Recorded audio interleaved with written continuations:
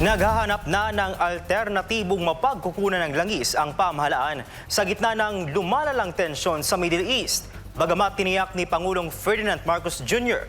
na sapat pa ang supply ng bansa sa ngayon, inamin niya ang panganib ng pabago-bagong presyo sa pandaigdigang merkado. Si Creslin Catarong magbabalita. Nananatiling sapat ang supply ng langis ng Pilipinas sa kabila ng lumalalang tensyon sa Middle East, ayon kay Pangulong Ferdinand Marcos Jr.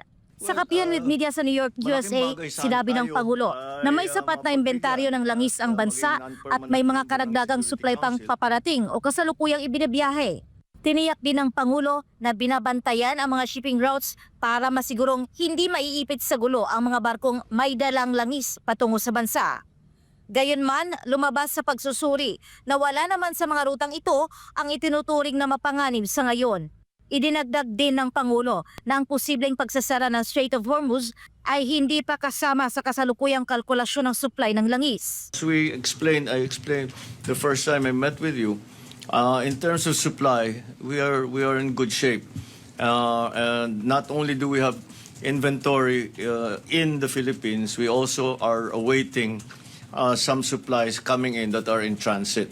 Pero bilang paghahanda, nakikipag-usap na umano ang administrasyon sa mga bansang hindi karaniwang kinukuhanan ng langis.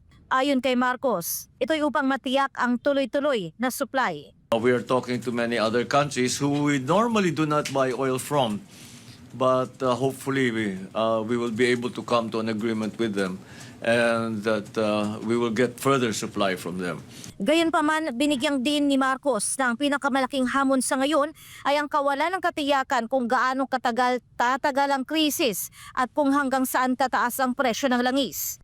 Ipinaliwanag niya na kahit sapat ang supply, maaaring maapektuhan ang merkado dahil sa tinatawag na volatility, kung saan nagiging mas maingat ang mga suppliers sa pagbebenta ng kanilang langis habang hindi pa malinaw kung gaano katagal ang kaguluhan.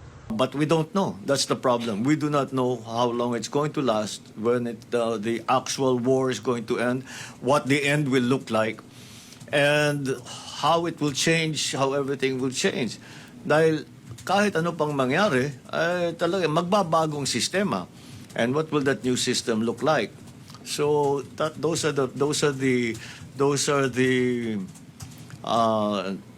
unknowns that we are having to deal with now. Samantala, kinilala rin ng Pangulo na may direktang epekto ang pagtaas ng presyo ng langis sa presyo ng mga pangunahing bilihin. Dahil dito, sinabi ng Pangulo na naghahanda ang pamahalaan ng mga subsidiya at tulong para sa mga sektor na pinakaapektado ng pagtaas ng presyo ng langis at iba pang bilihin.